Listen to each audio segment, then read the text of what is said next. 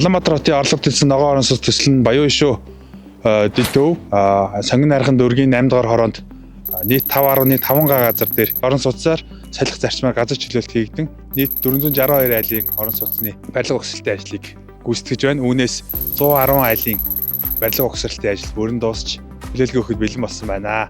Цаашлаад бид нар 34.8 га газар талбарыг чөлөөлж нийт 2354 айлын орон сууцыг дахин цаашд барилгажуулахаар 2 дугаар үе шатнд төлөвлөн ажиллаж байна.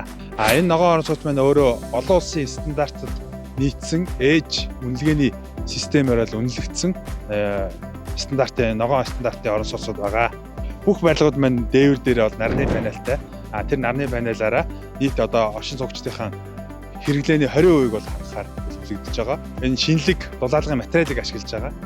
Хөөмшилэн дулаалга болон чулуун өвн дулаалгыг бол ашиглаж байгаа.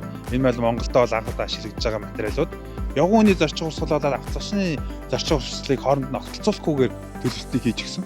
Мөн ундаг дугуйн замтал бай төлөвлөж өгч байгаа. Нийт одоо яг ашиглалтын зардал 20% буурсан, иргэдийн орлогод нь нийцсэн, иргэдийнхээ одоо цаашлаад амжиргаанд нь нийцсэн ийм орон сууцыг бол бид нар барьж байгуулад байна. Одоо Баян шүү дэд төвөөс гадна төслийн хүрээнд Шараад дэд төв буюу Баян зүрх дүүргийн 19 дугаар хороонд муу адил 5.6 га газрыг төлөөлөөд үүнээс 110 айл нь бас ашиглалтанд ороход бэлэн болсон байгаа.